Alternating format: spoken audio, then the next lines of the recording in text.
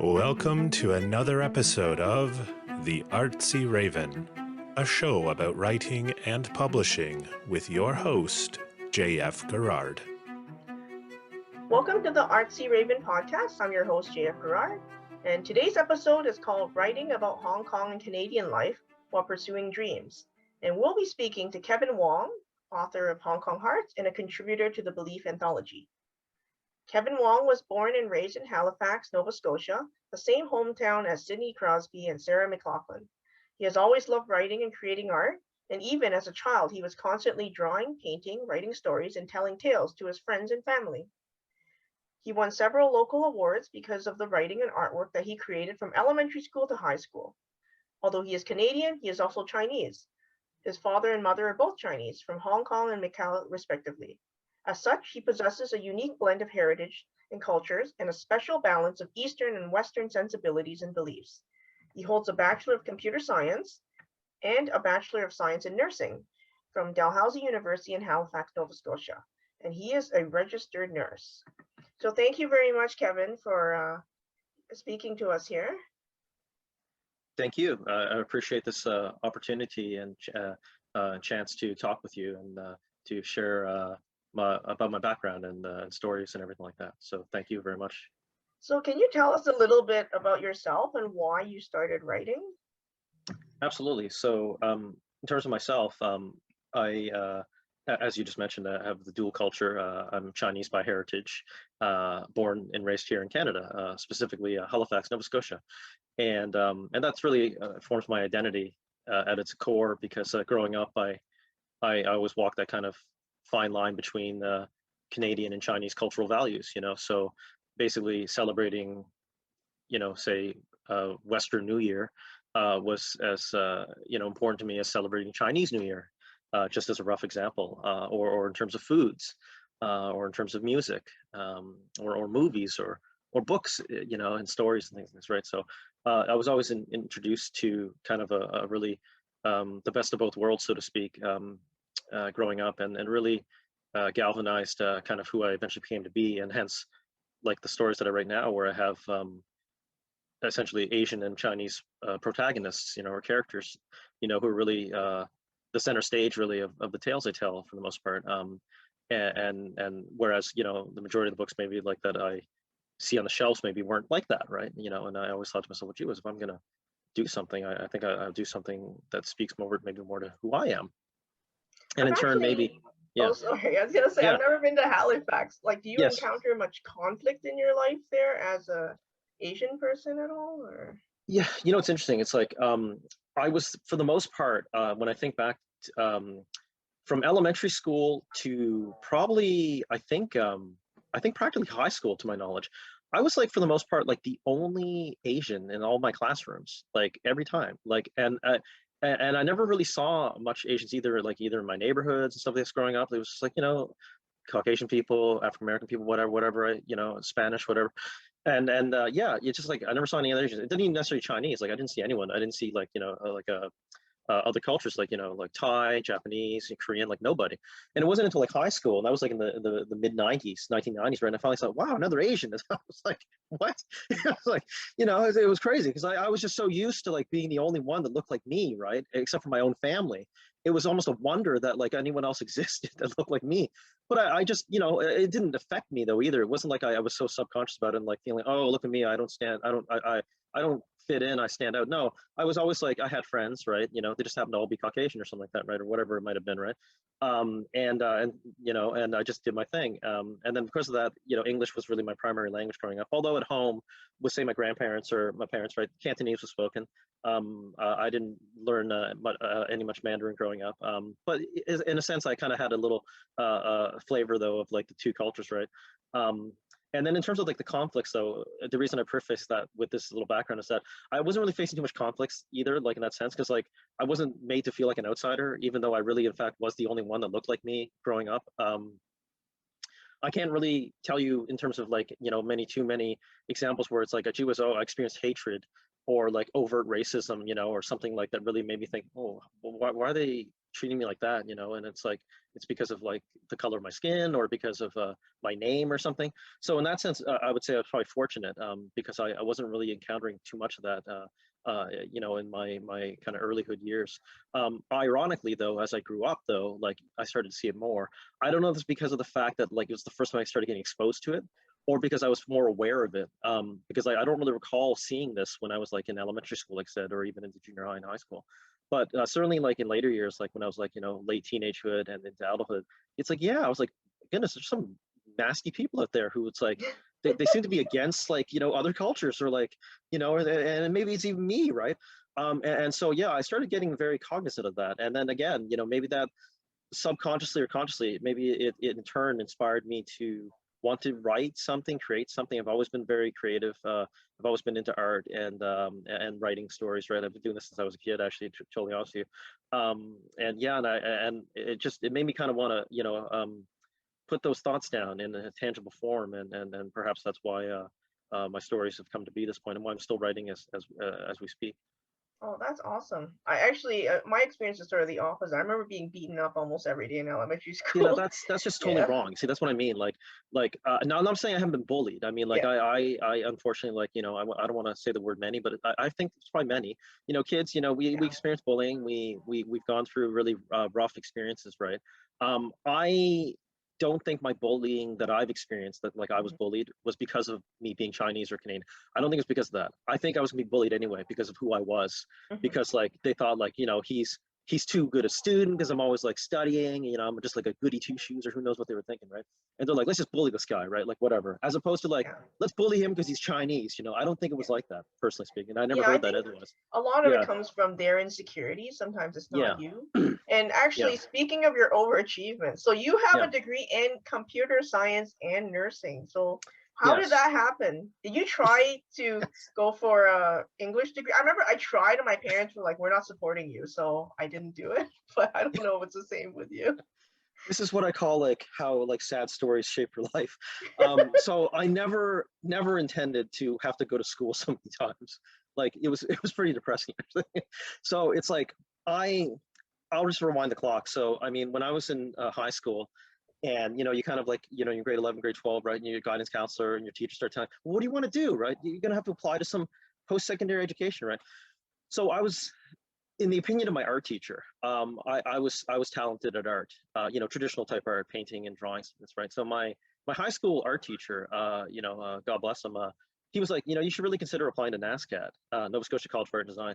Like it wasn't NASCAD University at the time; it's just NASCAD, right? He's like, that's where he went to. He's like, you have really good work. He's like, he'll help me put together a portfolio. He'll write the recommendation letter, which I would have needed to apply. And he was like, you should really apply. You could probably get in.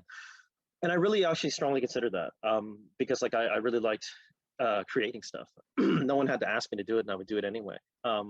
But I had this talk with my parents at the time, and plus maybe even like other teachers and my own soul searching.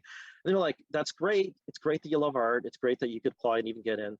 But if you finish that program, okay, and then you become a professional artist, can you make a living?"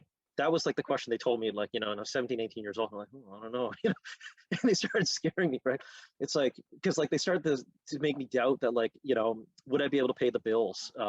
Because like when it's not others who will pay for the roof over your head, right, or something, right? Like, can you support that? And it wasn't like that I doubted that I could, but they kind of made me start to maybe think more realistically. So I looked inwards. I said to myself, okay, well, I still want to create. How could I possibly do that? But maybe it's not necessarily doing it at NASCAD. And I love video games. I was always a gamer growing up, right? Like I played everything. Like it was my favorite hobby, I think, at the time, other than writing stories. So I had this dream in life at the time. I wanted to be a video game designer. So I was like, okay, I want to make a video game. I want to be a game designer, right? Like, kind of like Shigeru Miyamoto, who was my idol at the time, and still is, I suppose, in many ways. But I haven't gamed in a long time. But anyways, he made Zelda, he made Mario Brothers, right? And that, but the inspiration though of the fact that he was very creative, right? That really spoke to me. And I was like, I want to be like that. And so, but at the time though, again, this is like, the late 1990s, right? There was like no places really that you could like become like a professional video game designer, like in terms of education. Nintendo, ironically, had just opened up a university called Digitech in Seattle and Redmond, Washington, right? But I was like, I can't move down there and get accepted to that. It's like, it's crazy. So anyways, long story short, I applied to the Bachelor of Computer Science degree program at Dalhousie University. And the reason I did that actually wasn't because I wanted to do computer science, meaning like do programming and all this like techie stuff. It's because I thought that like, if I get a technical background, maybe it might allow me as like a stepping stone to like apply to like these video game companies out there, like who at the time the big ones were like, EA, Electronic Arts, and Ubisoft and Nintendo stuff. And like maybe it could get my foot in the door, right? By like saying, hey, I got some technical background, but like I really kind of wanted game design, and maybe they might like bring me on somehow. Anyways, my dreams were dashed real quickly because like even when I when I graduated, right, there was like zero chance, like literally zero, that I would ever get hired in the game industry, because they were all, for the most part at the time, they were in America.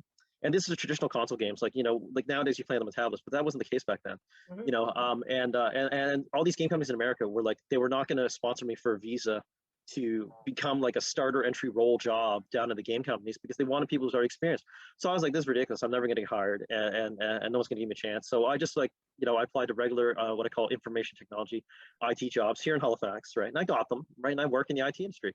And it was fine, but like it completely wasn't what I wanted, right? In the sense of like my dream of like creating, right? So I was always, when I wasn't working my normal job, I was writing books and I was doing my creative stuff. And the IT industry was very kind of unstable in Halifax. There was lots of like layoffs and ups and downs, and I didn't like that feeling. I didn't even have a family at the time to support, and I just didn't like the idea that like I don't know where my next job will be or how long it'll last. So I was like, I've been doing this for years now. I think I might have to go back to school and do something differently. And everyone told me to do healthcare, because lots of my family has already been in healthcare, and even myself, I'd always wanted to actually do healthcare. I had dreams when I was younger of like, be a doctor or whatever, like watching the show ER and Well, stuff of like this, right? course. Yeah, that spoke Doctor, to me, lawyer, right? accountant. That's that's right. Yes, but funnily, it wasn't because of my Chinese background. I think this time, this was always because I actually wanted to help. But yeah, no, that spoke to me, and I was like, you're right. And so I met the at the time, she's actually since passed away. God rest her soul, but she was like the one of the like higher up people there at the faculty of nursing at Dalhousie. She told me, Kevin, you already have a first degree at Dal. You could get into the accelerator program in nursing, and many of your credits will transfer over, and you'll graduate quicker. She said you should really apply, and I did, and I got in. I got one of the few seats that were available that coming next year for the nursing program. And I took it, and I did it. I did the Bachelor of Science in Nursing, and then I finished that, and then I became a registered nurse RN. And I've been working in healthcare since. But despite like my what I call professional vocations that I've had at this point, and all the experiences, I've always been writing. Like that never left me. Like I always focused on my books too whenever I could, and that's how I've gotten this point. So. Okay, so a few of your stories published in Rice Paper magazine and your manuscript Hong Kong Hearts, they all talk about people visiting Hong Kong, but you've lived in Canada, so why? I guess because of your cultural identity. So I mean, how did that come about? Yeah. So like you said, I've always lived in Canada, Halifax, Nova Scotia. Like I never moved around growing up. We were always here from the time I was born till now. And it's funny, I always had a what I call like a thought in my head that I was always going to leave Halifax. Like it's not that I hated the city. It's not that at all. This is a nice city, nice people, right? Like and it's my home, right? Like I was born and raised here, right? But like it's just like almost like that small town thinking where it's like, you're born and raised in a small town or something like that, and you're like, I want to get to the big city or something. You just always want to leave, right? And like, and it wasn't like I lived on a farm or nothing, right? But like, I understand that thinking, right? And so I always thought to myself, I'm definitely gonna leave Halifax. I'm gonna go to Toronto. I'm gonna go to Seattle. I'm leaving Halifax, And Come to Toronto. Come to Toronto. Yes, that's right. And I had that thought, and then I just got more and more rooted here. Like, even when I had the chances, maybe it's like, I could apply to some other position, something like I just kept staying here, right? And then now it is, I'm even much more rooted here because I have my own family now here too, right? And everything like this, so I'm just pretty much here, right?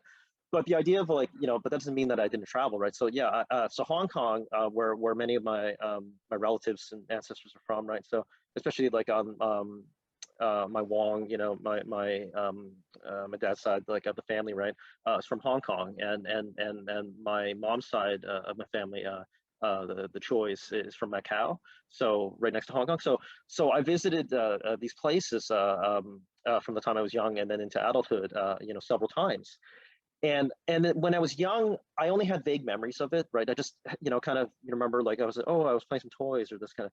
But when I visited Hong Kong and Macau too, I would say, because Macau is actually in the story as well, but Hong Kong especially. And as an adult, right, it really resonated with me. Like I really truly got the city. Like I remember it was my grandfather. I went in 2004. Is probably when it really hit me. So he turned 80 years old. It was like he had that big what's called 80th big birthday, like lots of sorry Dai Sanya. It's like a really huge like thing. So he's like, everyone come over here and celebrate. So I didn't have much money, right? Because like but I was like, I was able. I went over, right? And whenever I wasn't spending time with my grandparents, right, I tried to see the city, and my goodness, I loved it, and I had seen it a few times since then too. And the things that I experienced in the city in terms of the sightseeing, like seeing the Victoria Harbor at both day and nighttime, at Chim Sajuri, and seeing all the tall buildings, and talking with the locals, and eating the food, and doing shopping and going to parks. Every single experience that I had, even if I didn't necessarily write it down like on a notepad, it was in my head and heart. And that's really where it all started, because I never forgot those experiences, and they burned so much in my soul, in the sense of like how much I felt that they were a key part of like my experiences, right? I was like, I really want to do something with these thoughts, and not just have them just be like what I call vacation memories. And so and again, just because I have a creative mind, so like I always think like in different mediums. So I thought Hong Kong Hearts, which was the title I came up with in the beginning. Like I literally knew it was going to be called Hong Kong Hearts. I knew that even before I wrote a single word. It's like, it's going to be called Hong Kong Hearts, because the heart of Hong Kong, the heart's there, whatever you want to call it. Like it just made sense. And the story's about two people fall in love anyway, so it's just like that. And there's other people there too, right? And their hearts are in there too, right? In terms of the love interest. But anyways, yeah. And I said to myself, like, this would be a great movie or something, right? Like, not that I was making movies, right? But like I figured like to see the scenes, in front of you, like to see Victoria Harbor filmed or something, I think would be amazing. So I had this crazy idea that like maybe this would be like a screenplay or something, a movie. But the more I looked at it, I was like, what am I doing? Like start with a book, like make a book, and then the book can become a movie. That's what they always do anyway. So that really is where it started, and I just worked at that idea, and it started kind of coming together, and a lot of, again, the experiences growing up in Canada, but visiting Hong Kong as well.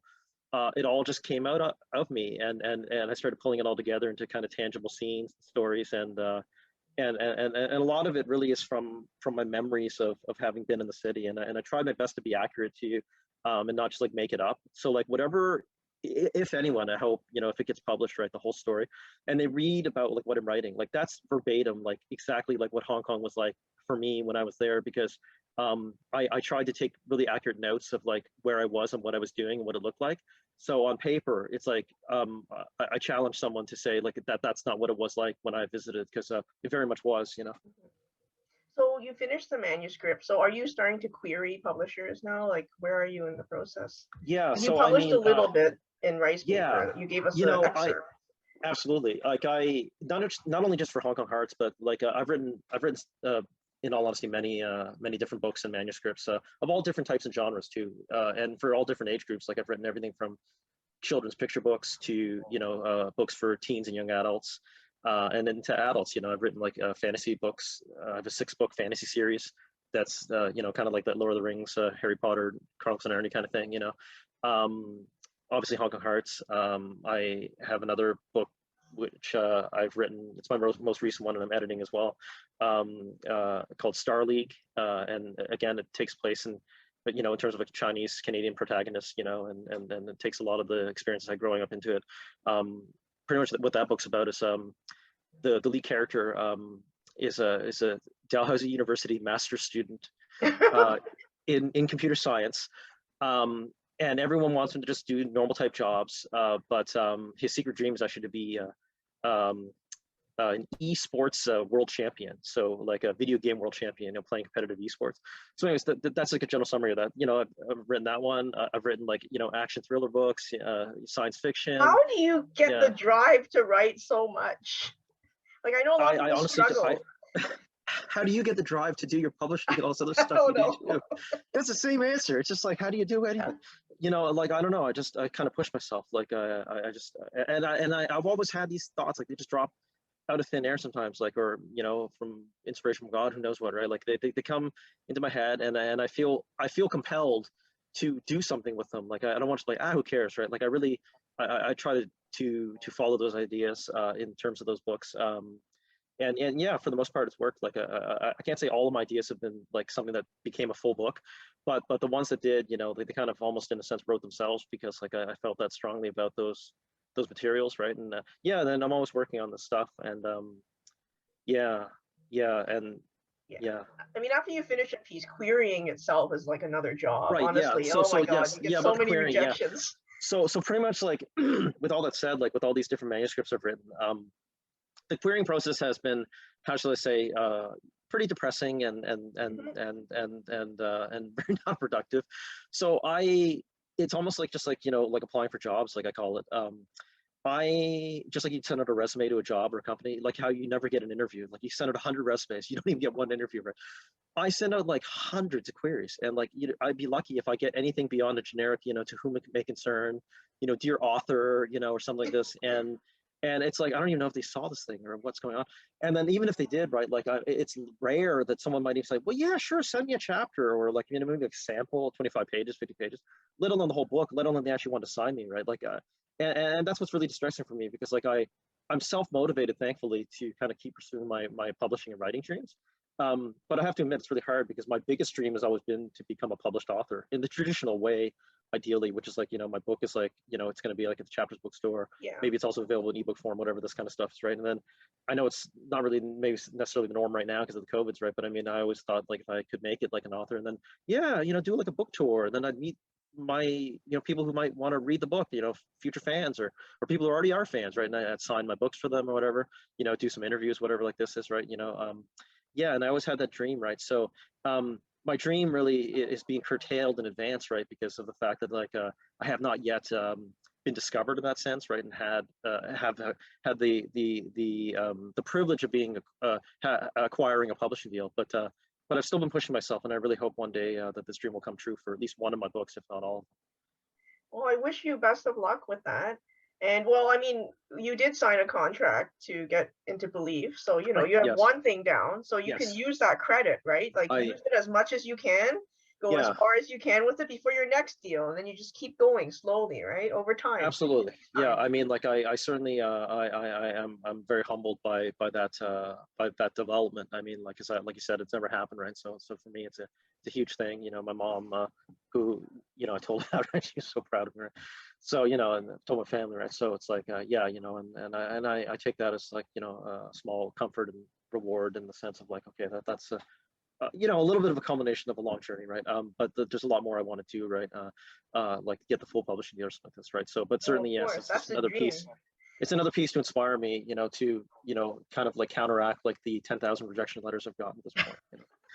Okay, now you're 10,000. gonna Yeah. share with us a treat. You're gonna read Yeah. an excerpt of Hong Kong Hearts, right? Yes, absolutely. Yeah, I'll read an excerpt from Hong Kong Hearts, and this excerpt, it's the same one. It's the very first chapter, like verbatim in its current form. It's the first chapter of the whole manuscript of Hong Kong Hearts. So, if and whenever we get the full publishing deal, this should pretty much be the first thing people see. So tell us a After, little like, bit yeah, about what you're yeah. going to read now, like who the characters are, just so we have a little Okay, bit of sure. context. Yeah. So Hong Kong Hearts is a fiction story. And it starts off by taking place in Toronto, Ontario, Canada. Now, in this chapter, it doesn't actually happen, but it's alluded to, and it's going to happen eventually for the rest of the book. The rest of it will take place in Hong Kong, because the lead character, whose name is Liam Luo, specifically actually Liam Choi Han Luo, because his Western middle names are actually Chinese personal names, generation and personal, just written out in English to become his Western middle names. The same thing with me. Like I'm actually Kevin Wong. That's my official, you know, full legal name. So my Chinese name is Wong Wagin because we put the family name first. So Wong, and then Wa is my generation name, and Gin's my personal name. But when I was born, and my parents, when they wrote my legal name, they just anglicized and put in English my Chinese names to be in my the middle position. So Kevin Wagin Wong. So that kind of inspired me to make the character like that with the same kind of format. So Liam Choi Han Lo. So he wanted to be a teacher, specifically an English teacher. So he graduated with all the proper credentials and education to try to teach in the West, and he just wasn't getting the shot.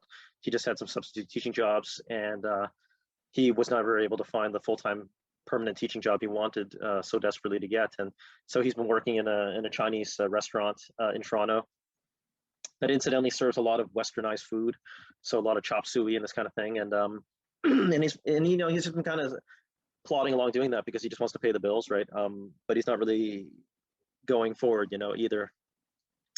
And the boss and boss wife, Lobon and Lobon Learn, as we would call it in Cantonese, in this restaurant, who pretty much they treat him like a son, to them, he's like their son, and he feels like they're like second parents to him. And they want to kind of like give him a little push, and so they basically they fire him from the position that he's been holding on to. Don't tell us that. Sorry, what am I talking about? That's not true at all. I didn't say that.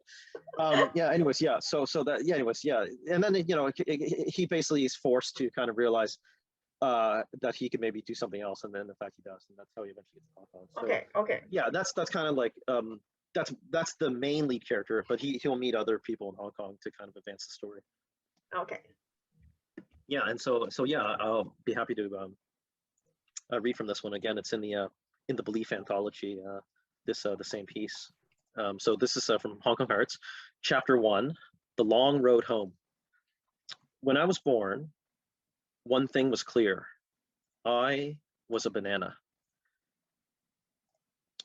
Not literally, as in the fruit high in potassium and fiber, but as in I was a Chinese person born in the West, specifically Toronto, Ontario, Canada. Even though I grew up in Markham, a Chinese-centric suburb, Chinese people born in Hong Kong, Macau, or China perceived me as being yellow on the outside and white on the inside. Hence, the tragic term banana was used to describe me and others like me. Yet I am Canadian and Chinese. After all, my full legal name is Liam Choi Han Luo. Luo is my family name, and Choi Han is my Chinese middle name, is my Chinese name written as middle names. My parents taught me to read and write my name, numbers, and common words using traditional, not simplified Chinese characters.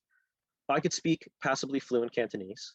Watching kung fu movies was my favorite hobby, next to watching beautiful Asian actresses. My iPod had as many Chinese songs on it as it did Western ones. Every time a rock song by U2 or Pearl Jam came up, the next song on my playlist would likely be by Fei Wong or Teresa Teng. I'm now 25 years old, toiling as a waiter in a Chinese restaurant serving Westernized food. 2 university degrees were in my name, one in arts and another in education, which led to my current job. Becoming a teacher, a full-time permanent one, was an unfulfilled dream. 5 substitute calls came to me in the past 2 years, and with the bills mounting and my sanity falling, I started working for the Lobon boss and Lobon Learn, boss's wife, at the Ho Ho Hoi Sum restaurant in Markham. I was alive, but perhaps I wasn't living. This thought was what made taking the first step on the long road home possible. I'm sorry, I said, dropping a plate to the restaurant floor. The plate shattered into pieces, and the egg rolls and chop suey it held now decorated a tile in a mix of oranges and reds. This isn't easy for me to say or do, but I think it'd be best if I let you go, said Lobon. You're firing me? I answered in shock. Choi Han, you're a great person, but for your own good, yes, I'm firing you. Some people are meant to be certain things, and for a few people, they are meant to be a special thing. You are meant to do something more than be a waiter. I'll be here for the rest of my life because I need to be here, but you don't. You can go anywhere and achieve anything you want. So leaving this place will be a blessing. Trust me. One day you'll say to yourself, my dream came true because I was brave enough to make it happen. When you think that beautiful thought, that is when I would be so proud of you. My husband is right, said Lobon Learn as she placed her hand on my shoulder. This place is too small for you. You need to spread your wings. There's an old Chinese saying, a thorn bush is no place for a phoenix. You're a phoenix, Liam, and you need a special place to shine your wondrous light. We're holding you back here. You need to do much, much more. You'll always be welcome here, Lu Choi Han. You've been like a son to us. Here, take this lucky money for your journey to better days. Laban Luring handed me a red pocket money envelope that Chinese elders gave to generations below them. It was called Lai Si. I opened the envelope. Inside it was 300 Canadian dollars.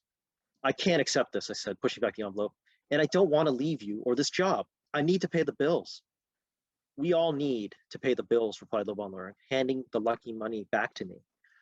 But it's how we pay them that matters the most. Please accept this Lai Si. It would insult us if you didn't. She was right.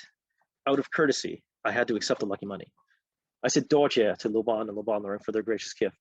Dojia was the formal way of saying thank you in Cantonese, as opposed to Mboy, which was the casual way of expressing gratitude. Lo Choi Han, have a good journey, spoke Laban, shaking my hand. We'll keep our eyes and ears open for big news you'll make in the world.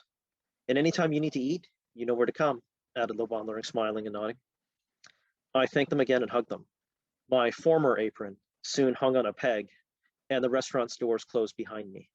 Upon returning to my humble apartment, via email, I finally accepted a job offer presented to me a week ago. I was offered to become an English teacher in Hong Kong. I told my parents my decision. They did not want me to leave Toronto, much less Canada, but they understood my feelings, my dream.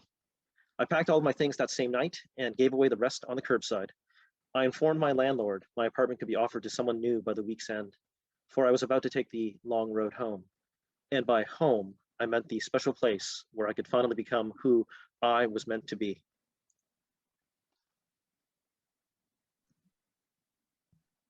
Well, thank you very much, Kevin. Thank you for being part of our show today. And your Hong Kong Hearts will be published in the Belief Anthology and Excerpt anyways, and that's coming out in May, so soon as we sort out all those, issues with publishing, and then it will come out. So we also have a book launch coming up in May, so we'll get to meet a lot of the authors virtually. Right. Yes, and I'm signed up to be a part of that. I'm supposed to be one of the speakers or readers or interviewees. Yeah. I'm just working out details. I mean, and there's going to be 12 readers, so I mean, everyone will only get like 5 minutes, but it's a little bit, and it'll be like an open mic. It'll just be readings, and that's it. So you should invite Justin Trudeau to be part of it too. I'll sure he'll fit it in. Love to be part of the panel. Love to be. No, I appreciate that event later in May to be part of that. It's a great honor, and I very much appreciate the chance to speak with you and everyone watching today. It's also a great honor, and I'm very grateful. Thank you so much. Oh, and I look forward to reading your works. I mean, it sounds like you write a lot, and I'm sure you're gonna, hit a lot of those deals pretty soon. So. I certainly hope so. It's been, like I said, a long-held dream, just much like the little excerpt I just read, I suppose, in a sense, right? Kind of that's part of my heart too, right? So, yeah, no, and God bless, and well wishes to you and your family and everyone watching as well, to them and their families, and just everyone, continue to. Stay hopeful and well and safe, and now and always into the future. Okay, thank you. Bye. Thank you so much. See you later. For more upcoming episodes of the Artsy Raven about writing and publishing, visit us at jfgarage.com/arpodcast. A reminder to Patreon subscribers that there's bonus content available for every episode on the Patreon website. If you enjoyed the show, you can show your appreciation by buying us some digital coffee. The Artsy Raven is produced by J.F. Garrard. The voice in the show's introduction is Chris Gorman, and music is by Tim Moore. Thank you for tuning in. Until next time, stay safe.